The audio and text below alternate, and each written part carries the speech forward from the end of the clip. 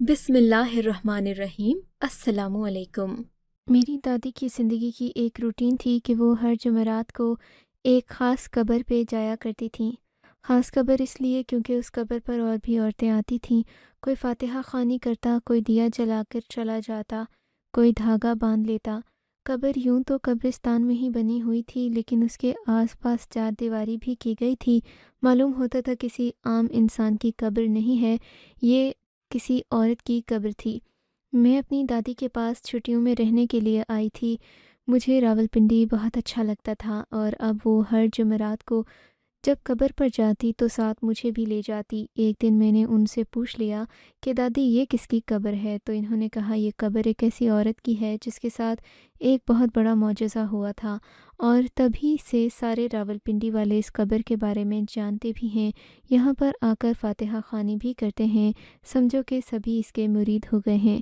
میں نے کہا ایسا کیا معجزہ ہوا تھا؟ میں کہانی سناؤں گی، کیونکہ اس کی یہ کہانی اس نے خود مجھے سنائی تھی اور بھی بہت سے لوگوں کو سنائی تھی۔ میں نے کہا مجھے بھی کہانی سننی ہے۔ میں اپنی دادی کے پاس بیٹھ گئی۔ انہوں نے مجھے کہا کہ میں تمہیں روبینہ کی کہانی اسی کی زبانی سناؤں گی جیسے اس نے ہمیں سنائی تھی۔ میں نے کہا ہاں دادی ضرور۔ جب انہوں نے مجھے وہ کہانی سنائی تو میں حیران رہ گئی، کیونکہ اس عورت کے ساتھ تو بہت ہی برا ہوا تھا، پھر کیسے وہ اس مقام تک پہنچ گئی کہ آج سب اس کے مرید بن گئے تھے، یہ بڑی حیرت کی بات تھی۔ دادی نے کہانی شروع کی۔ میرا نام روبینہ ہے۔ میرے ماں باپ کون تھے مجھے نہیں پتہ تھا۔ جب میری آنکھ کھولی تو میں یتیم خانے میں تھی، لیکن یتیم خانہ بھی ایسا جیسے کوئی دوزخ۔ ہمیں کھانے کے لیے پانی سے پتلی دال اور پتھر جیسے سخت چاول ملتے۔ ہم بیمار ہوتے تو ہمیں بس ایک ہی گولی کھلا دی جاتی جس سے ہمیں نیند آ جاتی۔ یتیم خانے والوں کے پاس یا تو خود ہی پیسے نہیں تھے یا پھر وہ پیسے ہم پہ لگاتے نہیں تھے۔ جب میں 12-13 سال کی ہوئی تو میں اس یتیم خانے سے بھاگ گئی۔ مجھے پتہ تھا میں نے اچھا نہیں کیا، وہاں پر کم سے کم روٹی اور پناہ تو مل ہی رہی تھی، لیکن اس زندگی سے مجھے نفرت تھی۔ جو لڑکیاں تھوڑی بڑی ہوتی تھیں، یعنی 12 یا 13 سال کی، تو وہ ان سے بہت زیادہ کام کرواتے تھے، پورا یتیم خانہ صاف کرواتے، ایک پل کو بیٹھنے نہیں دیتے تھے کہ اب تم لوگ بڑے ہو، تم لوگوں نے ہی کام کرنا ہے۔ باقی چھوٹے چھوٹے بچوں کو بھی سنبھالنے کا کام ملتا تھا۔ رات کو بستر پر ایسے گرتے جیسے نیند نہیں آئی، بلکہ بے ہوش ہو گئے ہیں۔ اب پھر صبح جلدی اٹھا دیا جاتا تھا۔ میں ایسی زندگی نہیں گزارنا چاہتی تھی، اور 16-17 گزارنا چاہتی تھی، اور 16-17 سال کے ہوئے نہیں کہ یتیم خانے میں ہی کسی کے ساتھ شادی کروا دی، یا تو یتیم خانے کے کسی لڑکے سے شادی کروا دیتے تھے، یا پھر کسی بڑی عمر کے مرد سے، یا پھر کوئی اس لیے لے جاتا تاکہ شادی کر کے تو لے گئے، لیکن گھر جا کر گھر کے کام کروائیں گے یا بچے پیدا کروائیں گے۔ یتیم خانے میں پلنے والے بچوں کے سر پر ماں باپ نہیں ہوتے، نہ کوئی زیادہ پیار کرنے والا ہوتا ہے، وہ وقت سے پہلے ہی بڑے ہو جاتے ہیں۔ اب مجھے تو وہاں سے بھاگے ہوئے بھی 5-6 سال ہو گئے تھے۔ میں تو جوان جہاں تھی، میرے نئے نقش اتنے برے نہ تھے، خوبصورت تھی، لیکن اپنے آپ کو گندا بنا کے رکھتی تھی، منہ نہیں دھوتی تھی، چہرے پہ جان بوجھ کے کالک اور مٹی لگا لیتی تاکہ میرا حسن کوئی نہ دیکھے، میرے پیچھے کوئی نہ آئے۔ اگر منہ دھو لیتی تو اتنی خوبصورت لگتی کہ کوئی دیکھ کے بتا ہی نہیں سکتا تھا کہ یہ وہی جھاڑو والی ہے جو راجہ بازار میں جھاڑو لگاتی ہے۔ مجھے راجہ بازار میں جھاڑو لگانے کا کام ملا تھا۔ بازار کے سربراہ سے میں نے بات کی تھی، اس نے مجھے یہ کام دیا تھا۔ اس نے کہا بس تم ہی جھاڑو لگایا کرو، مہینے کے آخر میں سب دکان والوں سے تھوڑے تھوڑے پیسے لے لیا کرو، کیونکہ تم پورا بازار صاف کرتی ہو۔ میں ایسا ہی کرتی تھی۔ جب مہینے کا آخر ہوتا تو میں ایک ایک دکان پہ جاتی، وہ لوگ بھی مجھے پہچان جاتے کہ یہ جھاڑو والی ہے، تو وہ مجھے پیسے دے دیتے۔ کوئی 100 روپیہ دیتا، کوئی 50 روپیہ، کوئی 20، کوئی 30، لیکن کرتے کراتے میرے اچھے بھلے پیسے بن جاتے۔ میں نے ایک جگہ بھی بنا رکھی تھی جہاں پر میں سوتی تھی۔ یہ ایک دائی کا تنور تھا جس میں ایک سائڈ پر ایک جگہ بنی ہوتی تھی، 2-3 دیواریں تھیں، आगे प्लास्टिक लगा होता था, ऊपर छत भी था। मैंने उससे भी इजाज़त ली, उस महीने के कुछ पैसे भी देती थी। मैंने कहा कि ठीक है, शाम में तो मैंने चले जाना होता है, तुम रात में यहाँ सो जाया करो, मेरे सामान की भी हिफाजत किया करो, क्योंकि उसका कुछ सामान ऐसा था जो वो रोज़ लेकर नहीं जा सकती थी। मैं यहाँ पर सो जाती। गर्मी में तो इतना मसला नहीं होता था, पर सर्दी में बहुत सर्दी लगती। उसी ने मुझे एक बिस्तर दिया हुआ था। बस ज़िंदगी गुजर रही थी। ज़िंदगी का क्या था, कहाँ जाना था मैंने, मुझे कुछ पता नहीं था। बाज़ार से ही खाना पीना लेकर खा लेती, इधर उधर फिरती रहती। कभी रास्ते में कोई मेला लगता वहाँ चली जाती, कभी अपने जैसी दूसरी औरतों से बात कर लेती। वो सब मुझसे जलती थी, कहती थी पूरे बाज़ार की सफाई का ज़िम्मा तो तूने ले लिया है, हमें भी वहाँ पर काम मिल जाए तो हमें भी महीने के महीने पैसे मिले, दुकानदार तो बहुत पैसे देते होंगे। मैंने कहा कि बड़ी बड़ी दुकानें बनाकर बैठे हैं, लेकिन 150 से ज़्यादा कोई नहीं देता, वो भी महीने बाद। तुम लोगों को क्या लगता है मैं बड़े अच्छे हालात में हूँ? कभी कभी सोचती थी कि वापस यतीम खाने चली जाऊँ। परेशान हो जाती थी, रातों को बैठ के रोती, लेकिन वापस जाके भी तो यही सब होना था। औरत को सिर्फ काम करने के लिए बनाया जाता है। पहले माँ बाप का काम करे, फिर ससुराल वालों का काम, फिर शौहर के काम, फिर बच्चों के, और एक दिन काम करते करते ही मर जाए। ये कैसी ज़िंदगी मिली है औरत को? लेकिन मुझे अपनी ज़िंदगी अब इतनी बुरी नहीं लगती थी, क्योंकि मेरी ज़िंदगी का कोई मकसद ही नहीं था। बस मुझे जीना था और जीते ही रहना था। खाना पीना था, मेहनत करनी थी, और बस उसी से ज़्यादा मैं कुछ न चाहती थी, न ही मेरा कुछ होने वाला था। ज़िंदगी गुजर रही थी। जब मेरी ज़िंदगी में भी कोई आया, उसका नाम असलम था। वो एक दुकान वाले के साथ काम करता था। यानी अगर कोई दुकान वाले से ज़्यादा राशन ले लेता तो वो राशन घर तक छोड़ कर आता था। दुकान वाला उसे इस काम के बहुत पैसे देता था। उसकी हालत मुझसे भी बुरी थी। एक दिन मेरे पास आकर बैठ गया तो मैं उससे दूर चली गई। मैंने कहा क्या चाहते हो तुम? उसने कहा मेरी कुछ नहीं, बुरी नीयत नहीं है। मैंने कहा तुम जैसों की नीयत कैसी होती है मैं अच्छी तरह जानती हूँ, लेकिन एक रात मेरे साथ कुछ बहुत अजीब हुआ। मैं अपनी जगह सो रही थी जब एक आदमी वहाँ आ गया। उसने कहा अकेली हो, क्या कर रही हो? मैं बुरी तरह से घबरा गई, परेशान हो गई। वो आदमी आगे बढ़ने ही लगा था कि असलम वहाँ आ गया। उसने उस आदमी के कंधे पर सख्ती से हाथ रखकर कहा कि क्या कर रहे हो यहाँ पर? ये मेरी बीवी है, तुम यहाँ क्या कर रहे हो? उसने कहा नहीं नहीं, कुछ नहीं। वो घबरा गया। वो समझ गया कि ये तो इस लड़की का शौहर है। उसने गलत किया। मेरी जान में जान आई, लेकिन समझ नहीं आ रही थी कि जिसने अभी अभी मुझे दूसरे मर्द से बचाया, मुझे उससे डरना चाहिए था या नहीं। मैंने उसे गुस्से से देखा और कहा तुम यहाँ पे क्या कर रहे हो? पीछा कर रहे हो मेरा? क्योंकि मैं यहाँ पर सोती थी। ये बात किसी को भी नहीं पता थी, और मैं सोती भी इस तरह थी कि दूर से लगता था शायद बिस्तर पड़े हुए हैं, लेकिन उन बिस्तरों के अंदर छुप कर ही मैं सो रही होती थी। मैं अपने साथ एक डंडा भी रख के सोती थी, ताकि अगर ऐसा कोई मामला हो तो मैं अपने आप को बचा सकूं। उसने कहा नहीं, मैं तो यहाँ से गुज़र रहा था। उस आदमी की आवाज़ आई। मैं इस तरफ मुतवज्जो हो गया। मैंने कहा तुम्हें बड़ा शौक़ है झूठ बोलने का, झूठ भी अपने जैसा ही बोला है तुमने। जो इंसान की नीयत होती है ना, वो वैसे ही झूठ बोलता है कि ये मेरी बीवी है। मैं कहाँ से तुम्हारी बीवी लगती हूँ? उसने कहा तुमने बिल्कुल ठीक कहा, जो इंसान की नीयत में होता है वो उसी को झूठ बना के अपनी ज़ुबान पे ले आता है चाहिए। मैंने कहा तुम मेरी बीवी हो, तुम्हें पता है ना औरत को बीवी बन के कौन से मर्द बनाते हैं? वो मर्द जिन्हें खुदा का खौफ होता है, वरना औरत को बीवी बनाने के अलावा भी बहुत सारे रिश्ते होते हैं, और वो भी हम जैसे लोगों के पास। हमारा तो ना कोई आगे ना कोई पीछे, ना माँ बाप का डर, ना मुआशरे का दबाव, ना ही हम किसी को जवाब हैं। उसकी ये बात मेरे दिल पे लग गई। मैं खामोश हो गई। मैंने कहा सर्दी है बाहर, यहाँ बैठना चाहो तो बैठ सकते हो। उसने कहा नहीं, मेरे पास अपनी जगह है, मैं तो बस यहाँ से गुज़र रहा था, शायद तुम्हारी किस्मत अच्छी थी। मैंने कहा अगर वो आदमी वापस आ गया तो? उसने कहा वो वापस नहीं आएगा, तुम फिक्र नहीं करो, लेकिन बच के रहा करो, तुम बहुत ज़्यादा खूबसूरत हो। मैंने कहा मैं कहाँ खूबसूरत हूँ? تمہیں میں کہاں سے خوبصورت لگتی ہوں؟ میری رنگت دیکھو، بالکل کالی ہے۔ ہاتھ پاؤں کتنے گندے ہیں، نئے نقش بھی بری رنگت دیکھو، بالکل کالی ہے۔ ہاتھ پاؤں کتنے گندے ہیں، نئے نقش بھی برے ہیں۔ خوبصورت نہیں ہوں میں نے جیسے خود سے جھوٹ بولا۔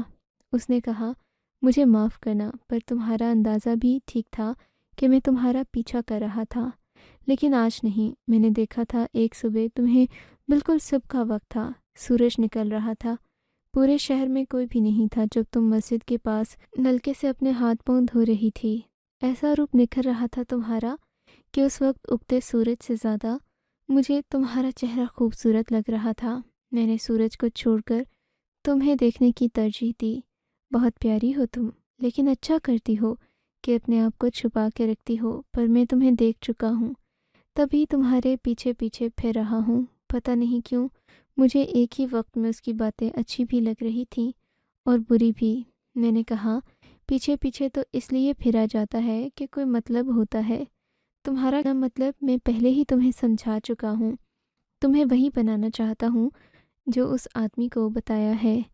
اگر تم اس کام کے لیے راضی ہو تو مجھے ہلکا سا اشارہ کر دینا، میں سمجھ جاؤں گا۔ وہ وہاں سے چلا گیا۔ میرا منہ کھلے کا کھلا رہ گیا۔ میں حیران رہ گئی، یعنی وہ مجھ سے شادی کرنا چاہتا تھا؟ اس نے کہا، تمہیں وہی بنانا چاہتا ہوں جو اس آدمی کو بتایا تھا۔ اس نے اس آدمی کو کہا تھا کہ یہ میری بیوی ہے۔ مجھے نہیں پتا تھا کوئی مجھ سے شادی کرنے کے لیے تیار ہو جائے گا۔ میری خوبصورتی دیکھ کے شاید کوئی شادی کرنے کے لیے تیار ہو بھی جاتا، لیکن خوبصورتی ہر عیب نہیں چھپاتی۔ میں اسے صرف باتیں ہی ہوتی ہیں۔ خوبصورتی آپ کے حسب نسب کو کبھی نہیں چھپا سکتی۔ اگر کوئی انسان کسی نیچ ذات سے تعلق رکھتا ہے لیکن وہ بہت خوبصورت ہے، تب بھی لوگ اس کی نیچ ذات کے بارے میں بھولتے نہیں ہیں، اور ہم جیسے لوگ جن کی تو ذات کا ہی پتہ نہیں، ماں کون تھی کچھ بھی نہیں ہے، تو پھر اسے کیا پتہ میں جو سڑکوں پہ رہتی ہوں تو کیا کچھ کرتی ہوں گی۔ لیکن وہ پھر بھی اعتبار کر رہا تھا، مجھ سے شادی کرنا چاہتا تھا، نکاح کرنا چاہتا تھا۔ یہ کوئی بری بات نہیں تھی۔ میں نے سوچ لیا کہ اگر وہ مجھے ملا تو میں سختی سے بات نہیں کروں گی، لیکن وہ مجھے ملا ہی نہیں، اور دن اسی طرح گزرنے لگے۔ پھر ایک دن مجھے مل گیا، ہماری دوستی ہو گئی۔ اب ہم لوگ پورا دن ایک دوسرے کے ساتھ رہتے، کھانا بھی ایک ساتھ کھاتے، بہت ساری باتیں بھی کرتے۔ وہ کہتا، تم سے باتیں کر کے مجھے ایسا لگ رہا ہے جیسے تم کسی بڑے خاندان کی بیٹی ہو جس نے تمہاری بہت اچھی تربیت کی ہے۔ تم آگے کا سوچتی ہو کہ ہمارا مستقبل کیا ہوگا، ہم کہاں رہیں گے، بچے ہوں گے تو ان کے ساتھ کیا معاملہ کریں گے۔ میں نے کہا، اور کیا، ہم ساری زندگی یوں سڑکوں پہ پھرتے رہیں گے۔ اس نے کہا، میرے پاس ایک ہنر ہے، مجھے موٹر سائیکلوں کا کام آتا ہے، لیکن مجھے اپنی دکان پہ کوئی رکھتا ہی نہیں۔ میں نے کہا، جو لوگ موٹر سائیکلوں کی دکانوں پہ کام کرتے ہیں وہ اپنے گھر چلا رہے ہیں، روکھی سوکھی جیسی بھی ہو، لیکن وہ فقیر نہیں ہوتے، ہم جیسے جمع دار بھی نہیں ہوتے۔ اس نے کہا، ہاں یہ بات تو ہے، لیکن میرا ہاتھ زیادہ سیدھا نہیں ہے۔ اگر کوئی مجھے اپنی شاگرد کے طور پر رکھ لے، 1-2 مہینے مجھے سکھا دے، اس کے بعد میں آرام سے اپنا کام کر سکتا ہوں، لیکن زندگی بہت مشکل ہو جائے گی۔ میں نے کہا، زندگی پہلے کون سی آسان ہے۔ ہم لوگوں کی ایک دوسرے سے محبت ہو گئی، اور محبت بھی بہت گہری۔ میں نے اس پر پوری طرح سے بھروسہ کر لیا تھا۔ میں نے سوچ لیا تھا کہ وہ میرے ساتھ برا نہیں ہے، وہ ایک اچھا انسان ہے۔ ہم لوگ ساتھ ملتے تو اپنی زندگی شروع کر سکتے تھے۔ اب میرا اسلم ایسا ہو گیا تھا جیسے پوری دنیا پہ تو شک کر سکتی تھی، مگر ایک اسلم پر شک نہیں کر سکتی۔ ایک دن میں نے اسے پیسے دیے۔ جب وہ کھانا لے کر آیا تو اس نے وہ پیسے واپس کر دیے۔ میں نے کہا، میرے پیسوں کا کھانا نہیں لائے، تم اپنے لیے لے کر آئے ہو؟ اس نے کہا، نہیں، میں 2 روٹی تمہارے لیے بھی لے کر آیا ہوں۔ میں نے کہا، پھر پیسے کیوں واپس لے آئے ہو؟ اس نے کہا، کیونکہ آج سے تمہارے کھانے کی ذمہ داری بھی میری ہے۔ اس بات پر میں مسکرا دی۔ میں نے کہا، کیوں، شوہر بن گئے ہو؟ اس نے کہا کہ بن تو نہیں گیا، تو کیا ہوا، ایک دن بن جاؤں گا، پھر تمہاری ساری ذمہ داری میری ہوگی۔ میں چاہے بھیک مانگوں، موٹر سائیکل کا کام کروں، یا چاہے تو کسی دکان پہ کام کروں، لیکن میں تمہیں سڑکوں پہ یوں رولنے نہیں دوں گا۔ تم گھر بیٹھ کے گھر سنبھالو گی۔ میں نے کہا گھر کہاں ہے؟ اس نے کہا بنا لیں گے، گھر بھی بن جائے گا، سب کو رہنے کے لیے چھت مل ہی جاتی ہے۔ زندگی مشکل ہوتی ہے لیکن کوئی بھوک سے نہیں مرتا۔ ہم دونوں نے تو ایک دوسرے کے ساتھ خواب سجانے شروع کر دیے تھے۔ ایسا لگتا تھا کہ کوئی مسئلہ ہی نہیں ہے، سب کچھ ٹھیک ہو گیا ہے اور آگے سے اس سے بھی زیادہ ٹھیک ہو جائے گا۔ لیکن پھر ایک اور مسئلہ ہوا۔ اسلم اچانک سے کہیں غائب ہو گیا۔ میں نے اسے بہت تلاش کیا۔ ہم دونوں نے جگہ بنا رکھی تھی کہ کہاں پہ ملنا ہے، کہاں پہ بیٹھنا ہے۔ ہم بیٹھ کے کھانا کھاتے تھے۔ اسے پتہ تھا میں کہاں ہو سکتی ہوں، اسی لیے مجھے تلاش کرنا زیادہ آسان تھا۔ میرے لیے اسے تلاش کرنا بھی زیادہ مشکل نہیں تھا، لیکن وہ مجھے مل ہی نہیں رہا تھا۔ مجھے اس کی بہت یاد آ رہی تھی۔ میں بہت پریشان تھی۔ مجھے نہیں پتہ تھا کہ میرا مذہب کیا تھا، میرے ماں باپ کون تھے۔ ہاں، جب آنکھ کھلی تو یتیم خانے کی مالک کون تھے؟ ہاں، جب آنکھ کھلی تو یتیم خانے کی مالکن نے یہی بتایا تھا کہ تم مسلمان ہو۔ وہ سب کو یہی کہتی تھی، لیکن میں نے تو آج تک کبھی نماز نہیں پڑھی تھی، نہ ہی کبھی روزہ رکھا تھا، نہ قرآن مجید کی تلاوت کی تھی۔ جیسا کہ میں نے پہلے کہا، ان ساری چیزوں کے لیے وقت ہی نہیں بچتا تھا۔ ان لوگوں نے سکھایا ہی نہیں، نہ ہم نے سیکھا۔ پھر سڑکوں پہ پلنے والوں کو کیا خبر ہوتی ہے کہ نماز کا ٹائم ہو گیا ہے یا قرآن بھی پڑھنا ہے؟ لیکن جب سے اسلم غائب ہوا تھا، میرا دل بری طرح سے دھڑک رہا تھا۔ میں مسجد کے باہر کھڑی تھی۔ اتنا تو مجھے پتہ تھا مسجد میں عورتیں نہیں جاتیں، پر دور سے مسجد کا گنبد نظر آ رہا تھا۔ میں نے کہا اسلم کو واپس لے آئیں، میری مدد کریں، میرے رب، بس میں اسلم کو دیکھنا چاہتی ہوں۔ وہی بات ہوئی جب رات کو میں ایک پارک میں بیٹھی تھی۔ مجھے وہاں جانا چاہیے تھا جہاں میں جا کر سو جاتی تھی، لیکن آج میرا جانے کا دل نہیں کر رہا تھا، کیونکہ یہ وہی جگہ تھی جہاں پر میں اور اسلم بیٹھ کے باتیں کیا کرتے تھے۔ مجھے اس کی بہت یاد آ رہی تھی، اور ایک اچھا انسان تھا، مجھ سے شادی کرنا چاہتا تھا، مجھے اپنے نکاح میں لینا چاہتا تھا۔ یہ کوئی چھوٹی بات نہیں تھی۔ ہم غریب تھے تو کیا ہوا، محبت کرنے کا حق تو تھا۔ جیسے ابھی یہ اپنے لیے کھانا پورا کر لیتے تھے، ویسے ہی کل کو ایک دوسرے کے لیے بھی کر لیتے، کچھ نہ کچھ ہو جاتا۔ اور پھر وہ مرد تھا، مرد کی کمائی میں بہت برکت ہوتی ہے، چاہے اس نے جس طرح بھی حاصل کی ہو، وہ ساری چیزوں کو سنبھال لیتا ہے۔ لیکن عورت کی کمائی میں برکت ہے ہی نہیں، جتنے بھی پیسے کما لے اس کے پورے نہیں پڑتے۔ بہت یاد آ رہی تھی جب مجھے اچانک سامنے کا منظر نظر آیا، جس پر میں حیران رہ گئی۔ سمجھ نہیں آ رہا تھا کہ خوشی سے رو دوں یا ہنس پڑوں۔ اسلم سامنے کھڑا تھا، لیکن میں حیران تھی، دیکھ رہا تھا پر میرے پاس نہیں آ رہا تھا۔ میں خود ہی بھاگ کر اس کے پاس گئی۔ دل بے قابو ہو چکا تھا۔ میں اس کے غم میں پھوٹ پھوٹ کر رو دی۔ میں نے کہا کتنا انتظار کیا میں نے تمہارا، کہاں کہاں نہیں ڈھونڈا تمہیں، کہاں چلے گئے تھے تم؟ ایسے بھی کوئی غائب ہوتا ہے کیا؟ اس نے خود سے مجھے الگ کیا اور کہا کیوں، میری بہت یاد آ رہی تھی؟ میں نے کہا ہاں، مجھے تم سے بہت ضروری بات کرنی ہے۔ تم نہیں تھے تو میں ہر ٹائم اسی بارے میں سوچتی رہی، اور میں نے فیصلہ کر لیا کہ جیسے ہی مجھ سے ملو گے میں فوراً تمہیں بتا دوں گی کہ میں تم سے شادی کرنا چاہتی ہوں۔ اس نے کہا میں چاہتا ہوں یہ بات کرتے ہوئے میں تمہارا اصل چہرہ دیکھ سکوں۔ تم منہ ہاتھ کیوں نہیں دھو لیتی؟ میں نے کہا ہاں کیوں نہیں، ویسے بھی تم مجھے دیکھ چکے ہو، پارک میں سائڈ پہ ہی ایک نلکا لگا تھا۔ اس نے نلکا چلانا شروع کر دیا۔ میں نے ہاتھ منہ دھو لیا، میرا روپ نکل کر سامنے آ گیا۔ خوبصورت لگ رہی ہو، بہت پیاری لگ رہی ہو، میں تمہارے لیے کچھ چیزیں لے کر آیا ہوں۔ اس نے مجھے ایک شاپر پکڑایا اور کہا تم تیار ہو جاؤ۔ پارک میں باتھ روم بھی تھا، کیونکہ یہاں پر لوگ آتے تھے تو باتھ روم وغیرہ بھی استعمال کرتے تھے۔ میں نے کہا ٹھیک ہے، میں جا کر تیار ہو گئی۔ نئے کپڑے تھے، جوتے تھے، کانوں میں پہننے کے لیے بالیاں بھی تھیں۔ مجھے تو لگ رہا تھا وہ مجھے اس لیے تیار کر رہا ہے کیونکہ وہ مجھ سے نکاح کرنا چاہتا ہے۔ کپڑوں کا رنگ بھی لال رنگ کا تھا۔ میں بہت خوش ہو گئی تھی۔ میں نے کہا کہ آج تو میرے دل کی بات پوری ہو گئی، شاید اسی لیے غائب تھا کیونکہ ان ساری چیزوں کے لیے پیسوں کا انتظام کر رہا تھا۔ ہو سکتا ہے اس نے گھر کا انتظام بھی کر لیا ہو۔ میں خود سے ہی سوال بنا رہی تھی اور खुद ही उनके जवाब भी बना रही थी।